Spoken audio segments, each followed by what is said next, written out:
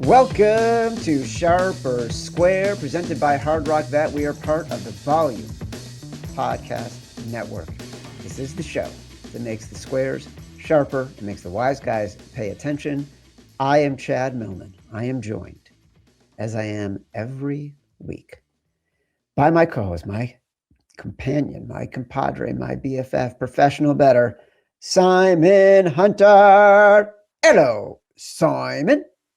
Chad, it is a bittersweet show as it's over for the regular season. I know. Lucky for us, our contest keeps going and the playoffs keep going, and it only gets better here. It's the best football of the year, and you know the deal as a fan of a team who's in the playoffs, and it's anybody's game. When you make it you feel that way. I know it's usually the best teams, but you just want to get to the dance. You want to at least get to the dance, and when I woke up yesterday after the Sunday games, I was like, my God. Thank God I still got a team left and some football left, because it's just the best feeling. The chase. I mean, we got a Bills fan here, a guy who's lost 4 straight Super Bowls. It's the best run of your life, but also can be the most crushing and tone-setting run of your life. But it's the best feeling. Like, I just can't believe the playoffs are here and running through all these matchups, all the conversation. The island's going crazy. Bermuda, everything's going crazy right now. Talking NFL with wildcard weekend. It's the best right now. I'm in a little bit of football ecstasy because on Friday night, I will be in Atlanta to watch the Indiana Hoosiers play the Oregon Ducks in the college football playoff semifinals. I'm so happy you're going, because I was heartbroken for you to go to the Big Ten championship. So this makes up for it. Yeah. It's really about scheduling for this show. Like it's just during the football season, we do show Tuesday, we do show Thursday, we do a show Sunday morning, we do a show Sunday night. It just makes it hard, and I don't live near, like, anywhere I go from Connecticut. I fly to Hartford. It takes a full day to get somewhere because it doesn't fly anywhere direct. It flies direct to Atlanta. So, and my buddy Matt, who I'm going with, on the night that they won their playoff game, he's like, "Listen, I know you can get nonstop from Bradley to Atlanta. We're fucking going." And he's right. And so we're going. And then I get back that night, and I'm sitting down to watch the Bears in the playoffs play the Packers. Like, it is going to be 24 hours of full football glory or pure agony. We don't know which way it's going to go yet, but that's also part of the fun. Simon, we went 4-1 in the final weekend of our 5 favorite picks for the regular season. We won with the Lions, we won with the Rams, we won with the Saints, and in a thriller, miracle of the year, game of the year. Wow, the rah-rah Steelers. Home dogs, 3.5. It's a theme that we're going to touch on today. We lost with the Bengals, and we lost with the Bengals, who lost to a QB who finished the game with a 12 QB rating, and led an offense that scored 6 points. I was going to let it go, but then I saw this. You actually texted me and Mitchell, that some dude in the Circa Survivor contest, the prize pool for Circa this year in their Survivor contest was $18 million. Going into the final weekend, there were 6 people still alive. Only one person lost the chance to win $3 million because that person had the Bengals. And that brought it back for me and made me put it in context. Felt much, less worse losing what I lost versus what this guy lost. But then I saw a stat from Aaron Schatz, who created DVOA, and he put out a graphic that basically said the underlying metrics from that game, the way the Browns won, should happen 1% of the time, which makes it the 6th longest odds for a team with those metrics compared to the team they lost to win in NFL history. The 6th least likely outcome in NFL history for a team that played as bad as the Cleveland Browns did. That is remarkable. And I feel for the guy who lost $3 million because of it. I love how you were just so in shock, though. I tried to say the exact thing you just read out loud here to you on Sunday night. I think you just blew right through. You still complaining about the Bengals for another 10 minutes. It's like, you think you got it bad. A guy lost $3 million on that kick. But Yeah, Matt Mitchell, throw that record back up on the screen. It was a great year. Well, we have 5 losing weeks, Chad. It was insane. A totally great insane. Year. I know the internet, people's brains are fried. Like, I still have people complaining and just saying crazy stuff. I had this one guy going every week complaining. I clicked on his profile, and it's just him like propping up, busting with the veneer guys. And it's like, dude, what is going on? How are you going to love those guys and hate us when we're giving out real good picks and working our asses off? So, yeah, 5 losing weeks, Chad. I'll take it anytime I can get it. It was a long season, a grind. Obviously, the most disappointing part of that chart is there's no 5-0 weeks, which is always that's always the goal every week. And yeah, we didn't get to this week, but yeah, it's chaotic start to the year, and I'm pretty happy how it all worked out, brother. It was a fun season, and like I said, I'm really happy the contest continues into the playoffs here. Keep it rolling. Started 4-1, ended 4-1. A lot of 3-2, 13 winning weeks, 5 losing weeks. Shout out to Chris Sampson on X, who goes by NFL Bets Tracker, because he has been updating how we have done with all of our sort of named bets, Chad's Choice and Simon Says and Brass Balls and Rock and a Hard Place. He's been updating it all season long on Twitter, not just the 5 favorites. So we went 51-39 with the 5 faves.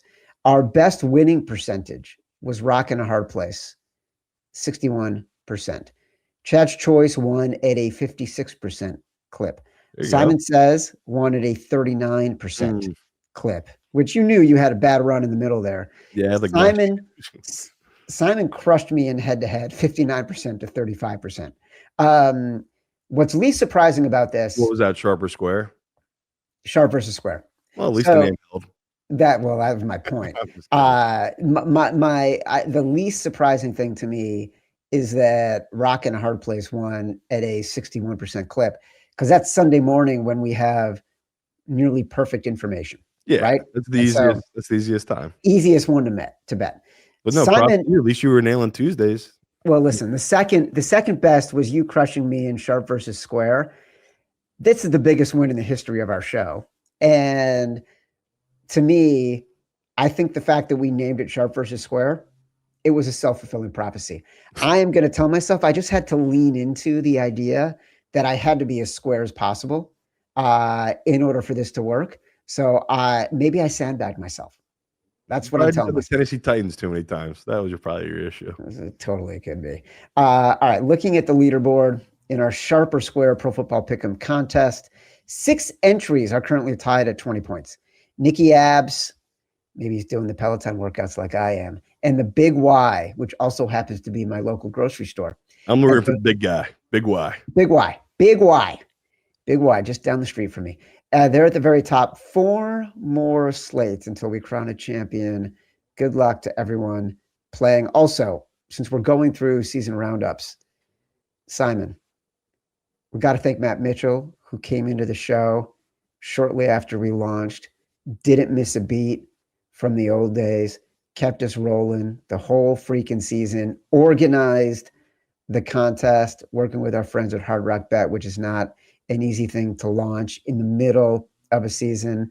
We got to thank our friends at The Volume for helping us launch a spectacular show that got bigger after we left our old platform, started a new show with a new name. So if that's the case, we also have to thank everybody who came with us, everyone who joined us this season. We're only doing it because we like working with each other, the 3 of us, and because we love the interaction we get with our audience, the good, the bad, and the ugly. So we're super grateful that everyone stuck with it all through the regular season. We're going to keep rolling into the wild card. And our favorite uncle, Colin Cowherd, best season ever, Blazing 5. What a coincidence. I don't know. Reflected glory. I don't know. All right, this is our Tuesday Wildcard Weekend show. So we're going to review the entire slate of games.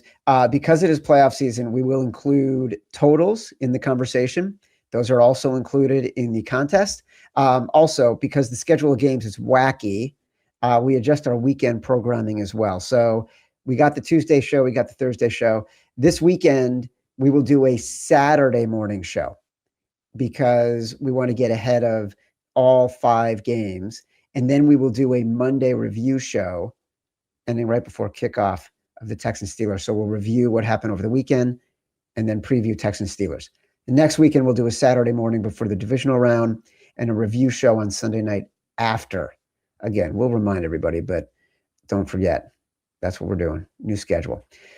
Get all the shows, Sharp or Square YouTube. Subscribe and like this video. Download from Apple Pods, Spotify, wherever you get your pods. Here we go. Saturday, January 10th, 4:30 p.m. Eastern, Los Angeles Rams at the Carolina Panthers. The total is 46.5. Contest includes totals for all games. Simon, it's like a dream come true. We get to talk about the Panthers and Bryce Young in the playoffs. It feels like vindication and validation for us after so many years backing this team. We've been loving them. I'm telling you right now, Chad's Choice, presented by Hard Rock Bet.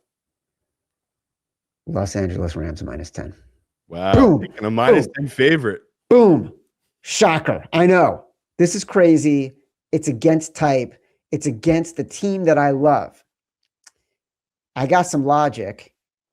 Before I get into it, I do want to hear your thoughts on my bet because we haven't talked about it, and it's going against everything we do and everything we've done with this Panthers team. A little bit. Yeah, it's tough read for me right now. I told you I'm probably waiting before I put a lot of money into this one until I know what the status of Devontae Adams. And it's a type of game where I get why you're doing it. We both agree the Rams are a much better team, and I obviously have a ton of stats that favor the Rams that we're about to run through here. But yeah, I'm shocked to hear that it's your favorite bet so far over the weekend. I'm a little bit too. Part of it is it's hard to choose on a Tuesday of playoff week. I'm all of the stats that you're talking about, the advanced analytics, point to this Rams team as being probably the best team in the playoffs based on what they do offensively, what they do defensively, the strength of their schedule, who they beat, how they won. So that's number one. I think that we're getting a little bit of value here because don't forget when these guys played at the end of November 30th, the Rams were 10-point favorites on the road at the Panthers. So what this is saying to me is that everything is power rated the same. And in that window, the Rams have continued to perform really well. The Panthers have been okay. They didn't beat the Bucs. They didn't win the week before. They got blown out in a really bad game against the 49ers. So I feel like there's a little bit of value on the Rams. And then we have to take into account, this past weekend, was it a good Bryce Young game or was it a bad Bryce Young game? Because you generally want to go against his most recent performance. And his last game, 24-35, 266, 2 touchdowns in a game they easily could have won in a hurricane on the road, included some classic Bryce Young bombs. So isn't he due for a stinker? Some of my thoughts. Yeah, I honestly thought we maybe would end up on the Panthers this week. That's why I'm shocked to hear so early in the week you love the Rams this much. But it's a crazy team, this Panthers team, where it's never happened before. A team has never won a game as a favorite and then made the playoffs that season in the Super Bowl era. This has never happened before. This Panthers team, every game they won this season was as an underdog. I went, they go 8 wins as an underdog, and they never won as a favorite, and they somehow made the playoffs with a losing record and an insanely horrible point differential where they over -69 points point differential. It's just insane. This Panthers team to make it. And it's because the division is, like you're saying, it's a weak, bad division. Panthers being power rated at this number, I have it at 8. So once again, my model does favor the Panthers here, but I think it's because Devontae's out and the numbers have been skewed a little bit where if he was in, he still led the league in touchdowns with 14 touchdowns. He didn't play for the final 3 weeks, Devontae. So that's going to skew the number a little bit. The Rams lost 2 really important games in that stretch, right? And the public really shifted their view of this team. And it's yeah, you can't make an excuse for Stafford losing the number 1 guy, but he lost him in the worst spot. Him in that Seattle game would have been a difference, right? Him being injured for that game or coming up lame was a big deal. So waiting on Devontae is the big one. But let's run through all the crazy numbers. I mean, that's the best part of playoffs. You really can focus in and look at all the different trends and the different stats just for these final 6 games. The biggest one for this one is how often has this happened, right? A 10-point home dog in the Panthers.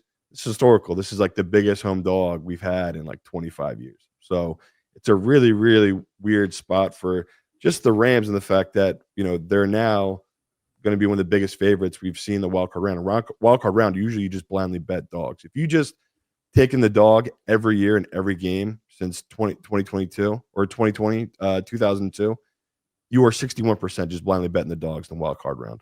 So it's just, you don't overthink it. You kind of want to lean to the dogs in these spots, but it's kind of interesting that the Panthers already beat the Rams. And if you go through historical data, if they play the 12th game or later, and the Panthers, they beat them in, was that week 13 or 14? Yep. If they're playing the same team again and they're a dog again, the favorite is 7-2 against the spread in that exact spot, covering the spread by 7 points per game. So, there are long-term trends that do favor the Rams. And, I right away I was thinking to myself, what is McVay's stats? Because I give him out all the time, right? McVay, yeah, he dominates late in the season. We talked about that December run. The other thing we've talked about too is him as a big road favorite. He's just been incredible, especially against the spread. A lot of people ask if it's just safer to go money line. Obviously, but we're talking spreads here. That's what we do on the show. Straight up though, McVay is a favorite on the road, 34-10. Not shocking. Spread though, 26-18 against the spread, which is really impressive. When he's a favorite above 4 points on the road, he is 19-2 straight up in his career. ATS 12-9. Still though, that straight up number is insane. I know someone like me that's making a couple really big bets. The Rams, I'll be that fish. I'll throw them in a couple of big bets money line wise just to eat some of the juice, because it's crazy how dominant McVay is against really bad teams. And we've talked a little bit about Stafford. He struggled this season against bad teams. If you look at his record, I mean, people know he lost to Atlanta. He's got a play with his food issue. That is the one thing that is concerning me. Like, they played with their food with Arizona. They played with their food with Tennessee in September, right? And they didn't blow them out until late in the game. They played with their food with the Niners when the Niners were down so many guys, ended up losing that game, and that had an impact on their seeding. There have been moments, stretches, where Stafford and McVay, they sort of disappear for about a quarter. That is a definite concern here. And I'm going to be hitting you guys with this stat in a couple different games, but I talk about every year. It's an easy money maker for you lazy bettors. Quarterbacks with playoff experience versus quarterbacks without playoff experience. Yep. 20, 39-1 against the spread. So Bryce Young in this spot, if you bet on him, it's a 34% cover rate. It's just a first-time starters against these quarterbacks.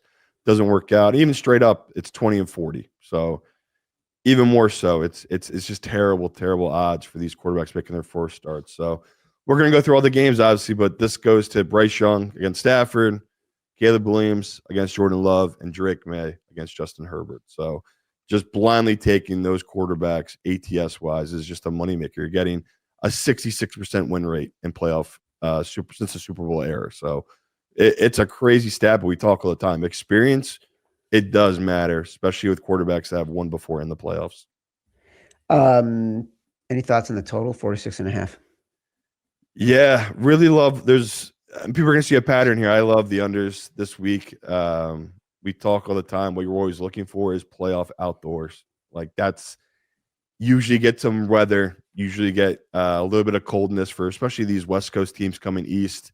They have to get, adjusted to that it's just different playing in 30 degrees rather than temperature control 7 degrees like we all know. And this weekend, all 6 wildcard games are outdoors. Another, if you've just been blindly betting outdoor unders since 2004 in the wildcard games, 49-23. So 68% win rate if you just blindly bet these unders since 2004 outdoors. So, even better if the total is above 41 in those outdoor games, Chad. The under is 42-14 in the wild card. Jesus. Yes. So I know there's a bunch of games where I initially was like, oh, I'm going to love these overs. This is one right away where I was like, oh my God, this is below 48. Don't fall for it. Take the under 46.5. You could easily see Bryce Young lay a total egg and this be a 24-7 type of win for this Rams team. Well, Millman's hoping so. Chad's choice. I am too, Chad. Honestly, if Devontae Adams gets cleared, I think you might be ahead of it. This could easily jump another point. So I don't hate you. Probably getting the best of the number here. I'm just going to be patient just in case he does get cleared. This drops down to 9.5 or 9. All right. Saturday night, 8 p.m. Eastern, Amazon Prime. Green Bay Packers visiting the Chicago Bears. The Bears are currently a 1-point favorite. The total is 46. Look, it's been jumping around. Like it's gone from Packers plus 1.5 to Bears plus 1.5. It feels like there is a complete and total divide in the professional betting community right now on this game because it seems to move with every bet. Moves it one way or the other. The total is 46, like I said. So based on all that and the fact it's going to be outdoors and cold, even that feels a little bit high to me. So we know we're going to like the under in this game, but I can't get to a consensus opinion in my head on this game. The one thing I'll say is that the Bears have only been in these games because of miraculous comebacks in the third and fourth quarters. Otherwise, the Packers have dominated these games. Dominated. And that says something to me. Well, if you're lost, buddy, I literally just gave you that stat. You should just blindly fail Caleb here. Yeah, exactly. And I would say, like I wrote down a note here, money line parlay on the Rams, the Packers, and the Chargers. But yeah, we're watching history. This is truly history where this is the oldest rivalry in football, and they've only played in the playoff 2 other times. I was shocked to see that stat. Shout out to Bill Simmons who gave that out. I couldn't believe that. I was like, I have to look this up. There's no way this man is right now. He's right. The last time they first time they played in the playoffs, 1941. The second time, 2010. Chad probably doesn't remember that 1940s one because the Bears won, but he remembers the 2010 one where the Bears beat them 21-14. I think was that Jay Cutler who got in that game? Pretty sure it was. Yeah, crazy. You guys have only met 3 times in the playoffs. I really, that blew my mind. So yeah, the oldest rivalry in football has just been owned by the Packers. And it's a new era with Ben Johnson. You guys have given your best. I've talked about it though. Eventually it was going to swing the other way, the pendulum. You just kept getting away with it all season. You kept stealing these games at the end of the games. And it felt like Detroit, it was going to happen. I don't know about you, but if San Francisco, I felt like it was going to happen. Detroit felt it was going to happen. It felt like you finally was going your way. And both times, Caleb couldn't bring up the magic, right? That 3rd and 10 or whatever it was against the Lions, you couldn't make it happen. What was it?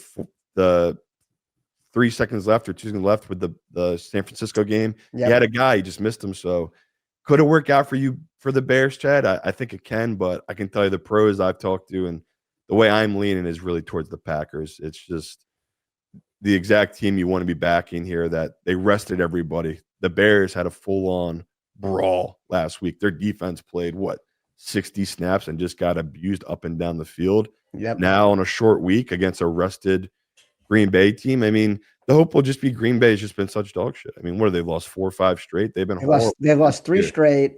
Josh Jacobs banged up. Obviously, Tucker Kraft hasn't played for a while. Receivers are in and out. Jordan Love out of the protocol. No Micah Parsons. Like, there's reasons why they've faded at the end of the year, And so even if they're trying to get healthy and rested a lot of guys, they're still not the Packers team that everyone thought was one of the better rosters throughout most of the year. Yeah. And that's why I'm just expecting all the money and everybody just to come in very heavy on this Bears side. So if you can get the plus 1.5 on Green Bay, I'll grab it now. But this is a game I haven't bet a lot of money into. Obviously, I have invested in the under. The under, I believe it opened at 47 or 46, and it's dropped already down to 45.5 or 46. So just another, like I said, outdoor under, blindly bet it. One of these quarterbacks is going to lay in total leg. And Jordan Love could come out after not playing after a couple of weeks and fall flat on his face and just be terrible. Caleb Williams, we just saw him do nothing for 3 quarters against the Lions last week, a secondary that is riddled with injuries. So, this Packers team, they lost Micah. They lost the pass rush. Like this is a winnable game for the Bears. It's just, I feel like it's this the hardest thing ever for that first-time quarterback in the playoffs to get used to the speed and the indifference compared to regular season. It's just simply different. Every player you've ever talked to always says it is simply different. That stat I gave out backs it up, right? These first-time quarterbacks, 20 and 40 their last 60 starts straight up. So it's just a brutal start for the Bears here. Obviously, as the 2 seed, you would hope to get some rollover team in the 7th seed. You guys are in the toughest division. You know the deal, right? Everyone was above 500. Unfortunately, you got the Packers in this historical rivalry. So I'm interested to see what the pros are going to do. Obviously, I'll have more info come Thursday. But as I sit here right now, early money for me, Chad. It's going to be on that Green Bay plus 1.5. Sunday games, January 11th. Open up the slate with the Buffalo Bills at the Jacksonville Jaguars. Jags are 1-point underdogs at Hard Rock. Honestly, 1.5 at most other places. Total is 52. Matt Mitchell's confidence in this game, and he has mentioned it a few times, and in our pre-show chats, he's honestly making faces that are so dismissive of the Jags. Do you know what I mean? Like, have you seen it? Like, he's scrunching up his eyes. He's like, come on. What are we talking about here? We're talking about a Jags team that's overrated and the Buffalo Bills with a MVP quarterback. Like, he is leaking. He's projecting so much confidence right now. It almost makes me uncomfortable. It's another game. It's just, these are the only 2 games I'm really waffling. The other games I'm very dug in on. But this one here, I wanted to be on the Jags, and it's like, when I went to bed that night, I woke up and thinking, what am I doing? What am I doing to go against Josh Allen? Thank God, though, I have a team of nerds that could hit me with all these stats to kind of pull me back in. Why we do love this Jaguar team. But, yeah, Matt's confidence, I love it because it's so northeast bias, I felt like, where it's just, we're poo-pooing these Southern teams. This AFC Southern South. teams. Yeah. These teams aren't tough. They don't play made up football. Division. It's like they're playing 7-on-7 in Jacksonville. But, yeah, we talk all the time about Josh Allen in the playoffs, right? Where he's at home against bad teams, we hammer him. I mean, last year, what did they get? The Broncos? And they just smacked them around that first round. Killed them. And, unfortunately for them, they're not up there. They're not at sweet old Orchard Park Lane. They're down in Florida. And Josh Allen in the playoffs in his career on the road, 0-4 straight up and against the spread. Yikes. I had no idea it's that bad. Now, I guess that's Mahomes stat, but my God, that's pretty rough. So that's entirely Mahomes. I'll tell you right now, what's funny about this is, we put notes in a script and whatever. Matt Mitchell, the amount of times he put notes in the script on actual games that we're talking about over the course of this season, I can't even, I don't know that it's ever happened. And yet in the script, I have so many notes about the Bills' dominance in the playoffs. I cannot tell you. 7 consecutive seasons in the playoffs, most in the NFL. Since 2020 versus Kansas City, 0-4. So there's your 4. Scoring 28 points per game, giving up 35 points per game. Versus all other teams, 7-1, scoring 28, giving up 19. The defense gives up half the points versus teams that are not Reed and Mahomes. So clearly there's someone in the script who's leaning into the Bills. But she should. But yeah, like the other Josh Allen stuff, yeah, you could say it's a lot of Mahomes, but he also doesn't really cover in the playoffs, right? His career, he's 5-8 against the spread in the playoffs in his career. So it's, that's just not a Mahomes stat. He doesn't cover it against other teams as well. But, the Bills, they just have not been good on the road. They've lost 8 straight games in the playoffs on the road. Once again, I get it. It's been the defense that let them down. This defense is terrible. They don't have a number 1 receiver. This Jags team has been putting up an obscene amount of points. So this just feels like the exact game that, if Josh Allen was a 2-point dog or a 3-point dog, yes, all over it. it's going to be a back and forth game. Whoever's the ball last is going to cover. He's not. He's a favorite on the road here, and he might be banged up. Like, we don't have all the info. So, like, another game I'm waffling on, but I lean towards the dog, lean towards the Jags, and they're just more complete team. They do have a defense that can get stops. That, to me, is going to be the ultimate matchup here. Can they stop Cook? Like, the leading rusher in the NFL with one of the best O-lines in the Bills. That's their biggest weapon. If they can run the ball, control the clock, never let Lawrence get into a rhythm, that's definitely how the Bills win this, right? Because if their defense, we've seen it, right? They get one or two plays that flips the whole game, because that's all Josh Allen needs. He needs one or two plays from his defense, and that just gives him such a boost where, like you just read all those stats, every time in the playoffs, he needs to put up 35 points. And it's no different here. Like, this is going to me, it's the one game I've taken the over. So people aren't going to be shocked I'm going all under on the playoffs, but there's a reason this game's 51. Like, the total's 51.5, and I'm going to take that over. I just think it's going to be a total shootout here. So, yeah, I'm really excited for it. And if you are like me and you're a little scared to bet against Josh Allen, you're wavering a little bit, I have just invested in the Jags first half. This is a Bills team we've been talking a year about. Josh Allen gets down by 14 points. We bet Josh Allen at that point. It's been no different this season. They're 5-12 against the spread in the first half. They've just been terrible. So if you want to do the coward way and avoid the full game, I don't mind going Jags first half either. Now Matt Mitchell is just talking trash in the script. He's saying, I'm sure the Jacksonville Jaguars will treat Buffalo like their December schedule of the corpse of the Indianapolis Colts and the Jets. So we know where Matt Mitchell is. He's running to the window right now. 4:30 p.m. game Sunday. This is it, brother. This is it. San Francisco 49ers at the Philadelphia Eagles. On Sunday night, you were talking about the Eagles at -3. Definitely the biggest move of the week so far of any game. It's moved up to 4.5. It's at 4 at Hard Rock. Total's 45.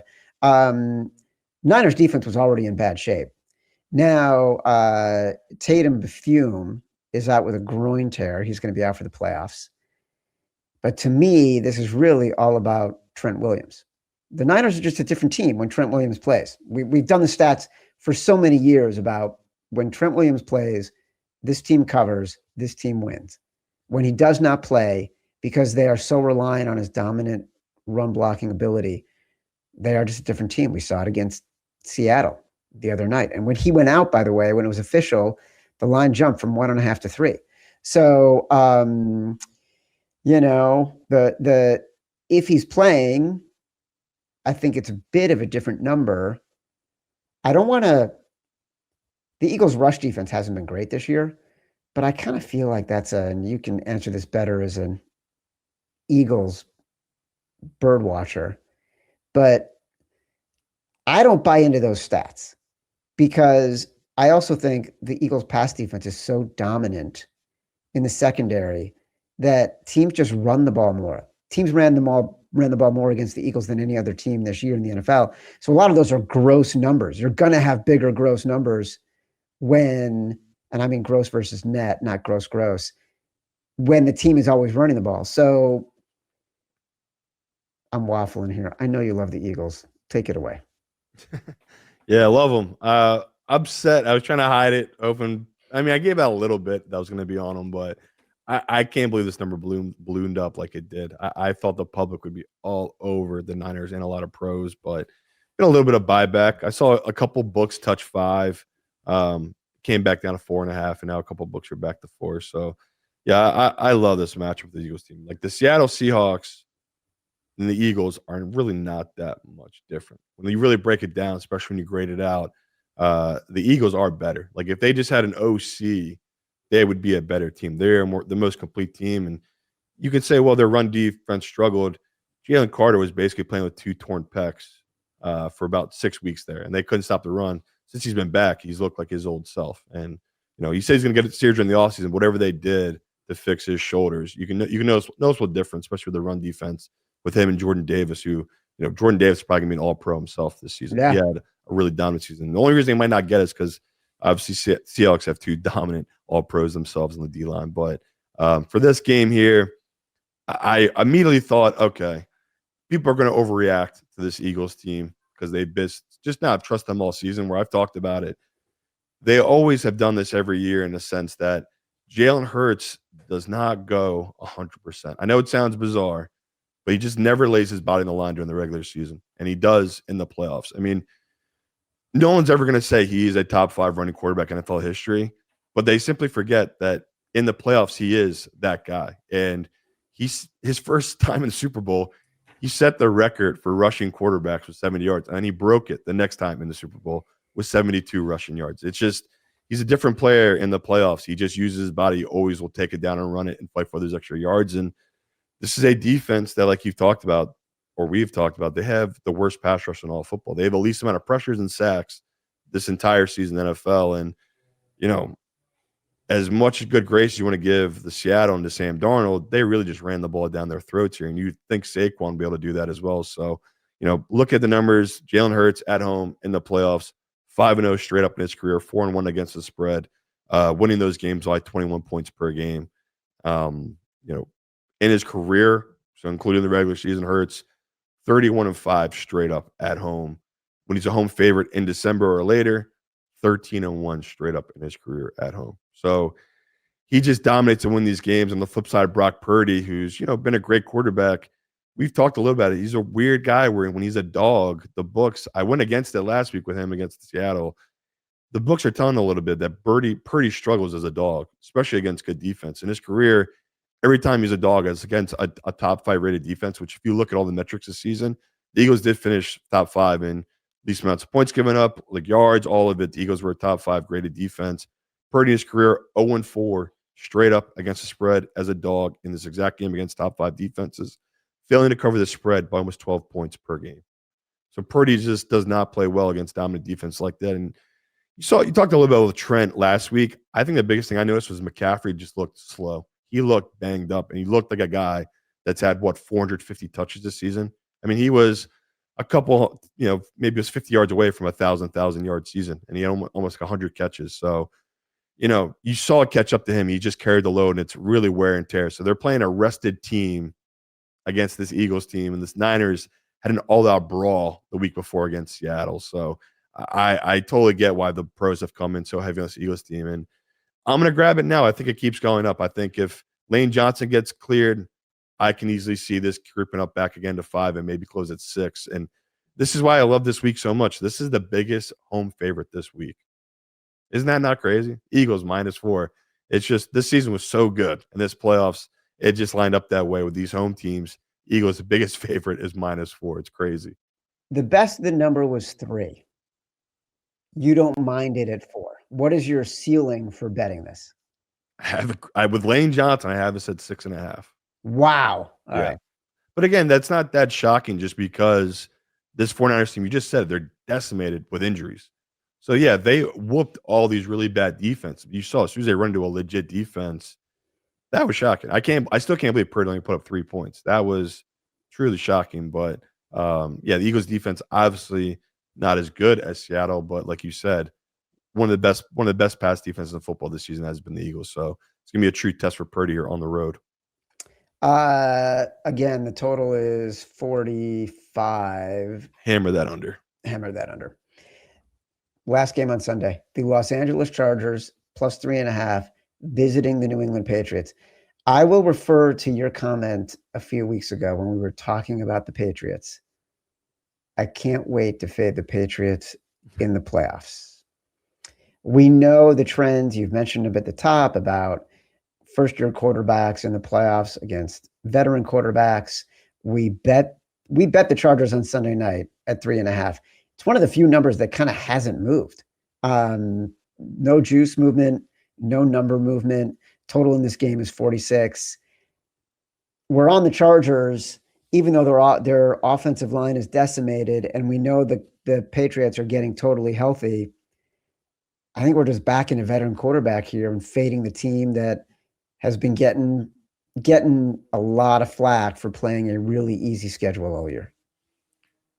Yeah, and you're not lying. Like I every time I go through these Chargers offensive line grades, Jesus. Pass blocking, run blocking, just their get off speed, all of it. It's crazy how bad they are. They are.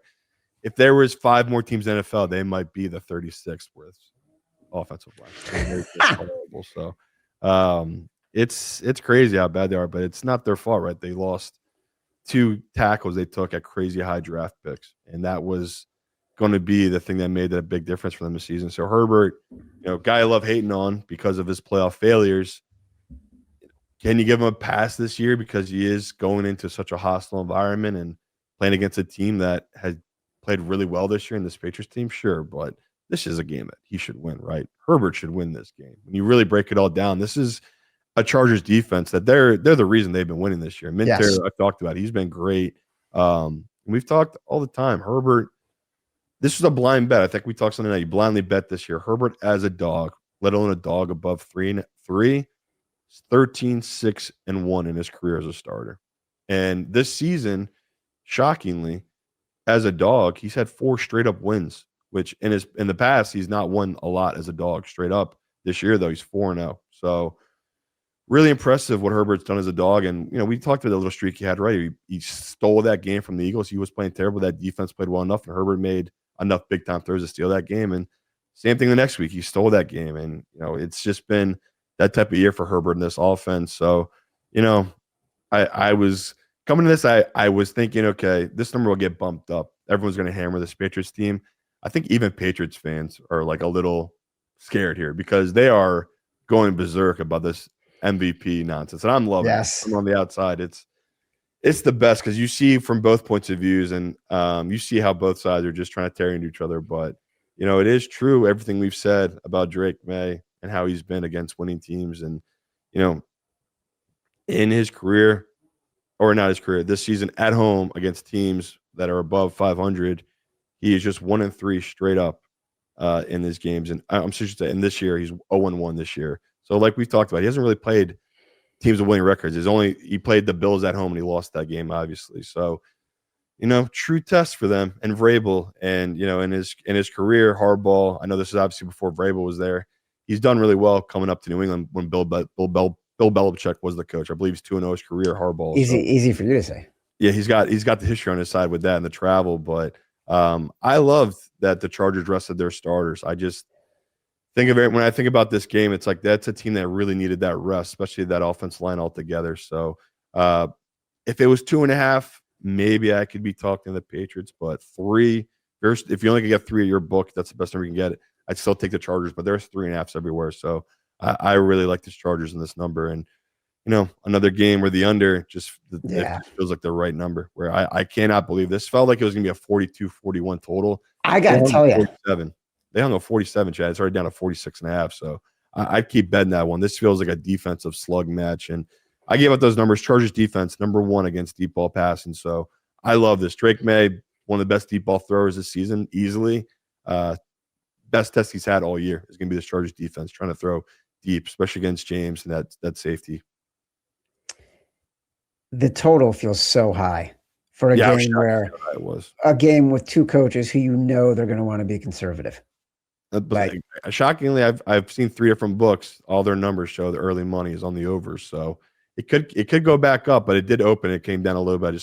I want people to grab these unders now, just in case the pros do come in. And we don't know. We don't know yet what the weather is going to be, but there could be a nor'easter coming for this Sunday's game, so should be interesting. Let's do a quick word from our friends at Hard Rock. Today's show is brought to you by our presenting sponsor, Hard Rock Bet, Florida's sportsbook and the official sportsbook partner of your favorite Florida teams like the Jags, Bucks, Heat, and Magic. The NFL playoffs kick off in just a few days, and it's the perfect time to build the same game parlay on Hard Rock Bet and cash in on all the action. Or if you're more into hardwood than the gridiron, you can put up shots on the NBA and college every night on Hard Rock Bet. You're home for hoops action all season long, and if you missed the start of the game, don't worry. Hard Rock Bet has live in-game betting, so you're never too late to bet any football or hoops game all season. If you haven't tried your first bet on Hard Rock Bet, there's still time for you to get $150 in bonus bets if you win. Just place a $5 bet, and if it hits, you get not only your winnings, but an extra $150 in bonus bets. The Hard Rock Bet Sportsbook app is the only legal sportsbook in the beautiful state of Florida, plus Arizona, Ohio, New Jersey, Indiana, Tennessee, Virginia, Illinois, Colorado, and Michigan.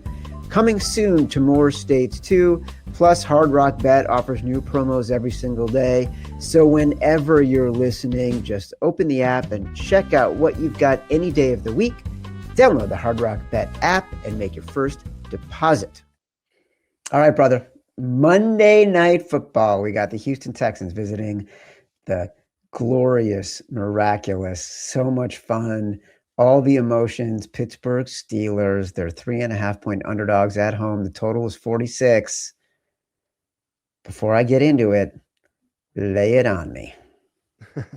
Yeah, going back to the well, Chad. Simon says, give me this Steelers team plus 3.5. Home dog. I want to play a game. Simon says.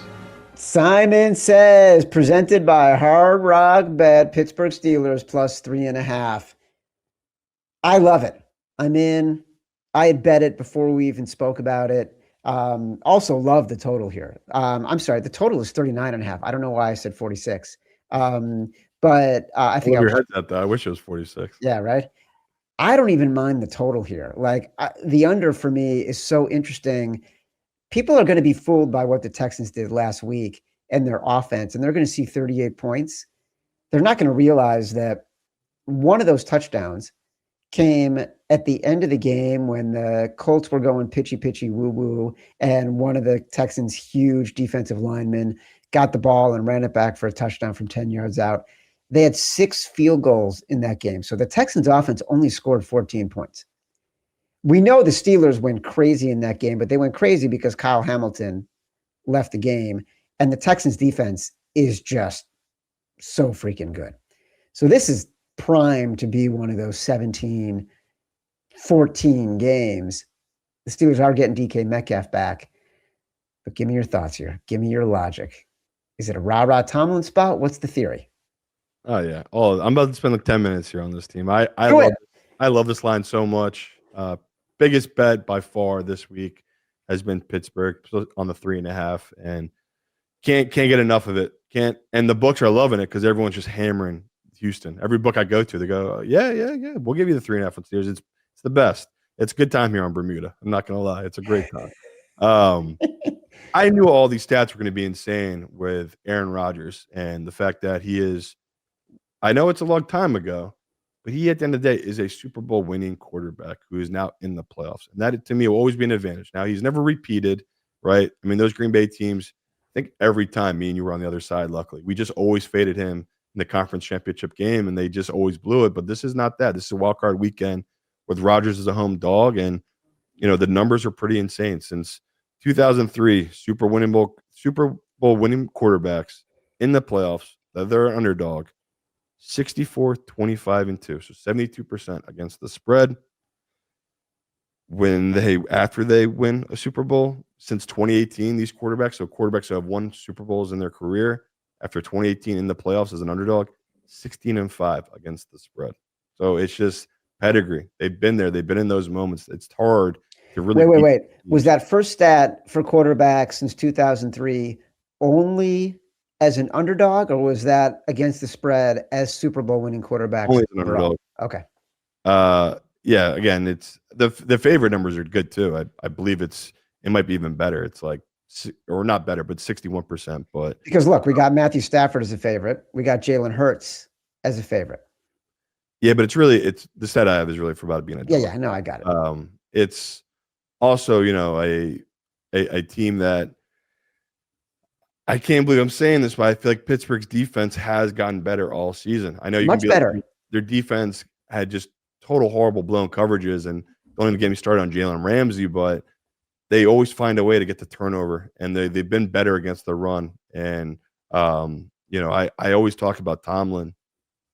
The Monday night stats with him are crazy. I think a couple of weeks ago I was pounding the table. You have to take Steelers on a Monday night game. Just blindly take their money line against that horrible Miami Dolphins team. And what did they beat them by like 20 points? It's just, as soon as I saw they gave them the Monday night game, I was so happy for Pittsburgh because it's all lining up. Like I'm going to keep going through this game, but I do have some NFL futures I'm going to throw out here at the end. But Tomlin in Pittsburgh at home on a Monday night in his career, or just say even on the road included, he's 23-5 in his career, Tomlin, on the road or at home straight up in his career on Monday night. At home, he's 12-1 straight up. The only loss was during COVID. So there's no fans in the stands. That was the only loss under Tomlin at home. Going back even further, so in 1992, they are 23-1 straight up at home. That only loss, once again, was during COVID. The Pittsburgh Steelers do not lose at home on Monday night. It's the voodoo. We keep talking about it. It doesn't make sense. You just blindly bet it. It's a winners. It's what they do. They win and cover these games. And we've seen Stroud in his career. Stroud has been great at home. We bet him at home. I think he's 2-0 straight up and against the spread in his career, but he's never won on the road in his career in the playoffs or covered for that matter. In his career, they have had 2 games on the road. He has scored 24 points total in those matchups.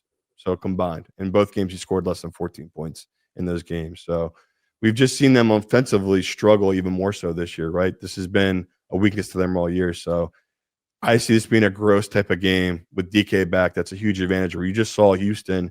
They give up big plays downfield, and you've seen Rodgers get more comfortable pushing the ball downfield. So I love this matchup so much for this team. And should I get into the futures, Chad, or you got more to say on this game? Dude, you're on a roll. I'm just going to sit back and enjoy. Yeah, it's – oh, I did forget one stat. The Texans who are on a 9-game win streak, you would think that would be good. Historically, that's actually terrible for the playoffs. So teams on a nine-game straight-up win streak entering the playoffs, 6-19 against the spread since 2022 in the wild card round, failing to cover by 4 points per game. When those teams are favorites in this matchup, 5-14 against the spread. So I know that's bizarre, but it just shows how the public overrates them, right? They kind of bet the number up too much. Historically, it's always a point or two up way higher than it should be. I actually had this game at 2. So I think this is a 1.5 off, and you're getting really good value here. But let's get to the futures. One question. Do you think it'll get to 4? Because there are numbers out there, like the juice is all over the board on this. Everyone is at 3.5, but some people are at like 3.5 plus 3.5 minus 120, and then there's another place that is at minus 3.5, and looks like it's minus 120. So it looks like it's moving in any direction here. I will say this: a group I really respect put a sizable bet. They work with one of the biggest books in the country, a very public book, and they're kind of the one group they let take their other side to even their books out. They took a substantial bet on the Steelers, and they moved them to 3. So we will see. If a big book like that is the first to go to 3, usually other books that are a little smaller follow suit, even off air. Like they just will follow those big books that way. So it could, like I talked about that Lamar game, I said this might get up to 4.5 by kickoff. The public does not like Pittsburgh. Every time they win, it's always luck, where we always say it's not luck, it's voodoo. And I think more people are starting to see that Tomlin voodoo is a real thing. So it's to my greater point with the Steelers team. I gave you that stat about Rodgers. He will be a dog every round in this playoffs. But let's really think about this, people. What is his path? When you break this down, what is his path? And right now, you can get him at 55-1 to win the Super Bowl, which I don't know if it's going to happen. I don't think it's going to happen, obviously. I mean, Tomlin hasn't won a playoff game in 6 times. They're 0-6 against the spread and straight up their last 6 playoff games. It's been bad. But this is the exact break he needs. He finally has that veteran quarterback who's been there since he's had Roethlisberger, and an offense that has been played better down the stretch. And their path, I just can't get over it. You're telling me what stands in their way is the 2 seed of Drake Maye or a Bo Nix at the 1 seed, a team that none of us really truly believe in Denver, as good as their defense has been. And, as great as Bo Nix played this season, I could still lie to myself and see a path where Aaron Rodgers and this team can get through that. Like there is no Mahomes. And as much as I'm scared of Josh Allen and the Bills, it wouldn't be at home. He would have to come to Pittsburgh. I already gave you those stats. He just is a different quarterback on the road. So I just see this for Rodgers and this Pittsburgh team. I know it sounds crazy, but you just have to throw a little bit on. If you don't want to take the money line here, I think that's the bet. Don't take the money line Pittsburgh. Take the 55-1 because we can just hedge it if we want next round. But I for my longest shot favorite team, this is by far out of all the teams. I think this has the best value, 55-1. They were 60-1. I'm in. For the pros, bet it down a little bit. I'm in. Simon, I'm in. Matt Mitchell is in. I'm telling you right now, we're all in together. We're doing a grouper. And then for the chalk side, I always give out one chalk side. Last year, obviously, nailed it 10-1 on the Eagles. Same thing this year. I already broke it down for you. I still think they're the best team in the NFC.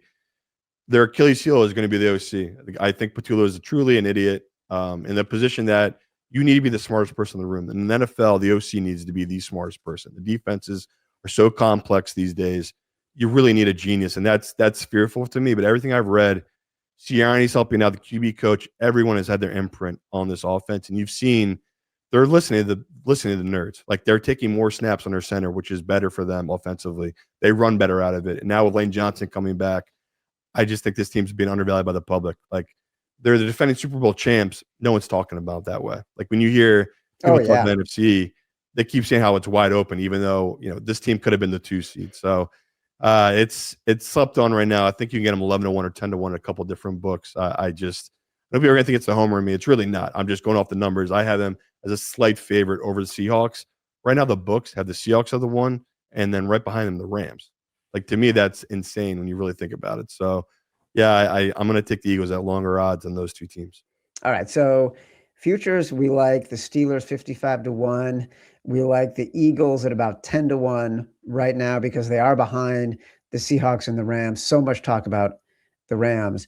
I will say that the only preseason Super Bowl future I have that really means it. I think I have the Niners at like 20-1 or something like that. But the rest of it for me is matchups. And unfortunately, I think the only matchup I have left is I got Niners, Packers, Eagles, Niners, Packers, Eagles against the Bills. Any one of those, and I make a killing. But, I had the Bengals, I had the Chiefs, the Ravens. Those are all dead. Dead. Yeah, I gave out that's still alive, Rams versus Bills at crazy odds for the Rams and the Bills to be in the Super Bowl. But I'm with you. The Chiefs kind of burned a lot of my tickets. And just for straight up bets, I'm a big Rams guy. I got Rams basically 28-1, 27-1. They signed Devontae, got him again at 23-1. And, my only regret was I got scared off in the summer for that final month because of Stafford not practicing. Stafford, right. Cost myself a lot of money because they end up being probably the best team this season. I know the records don't reflect that, but football, the best team not always ends up with the best record. That's just how it is. So yeah, I'm with you, Chad. I need some things to happen to get there. I'm not feeling too confident in those long shot odds, but that's why we play the future market. It's just fun. I would say, I no joke, I am going to build a bit of a money line parlay on veteran quarterbacks versus quarterbacks who have never been in. So I will be playing. You can get that on Thursday. We'll do our money line parlay. Oh, that's a good idea. That's a really good idea. All right. This has been Sharper Square, part of the Volume Podcast Network. We will be back on Thursday with more details, the money line parlays, our brass balls. We'll do more Sharp versus Square. Watch or listen on YouTube at Sharp or Square. Like the video, subscribe to the channel. Download us from Spotify, Apple Pods, wherever you get your pods. Rate, review, subscribe.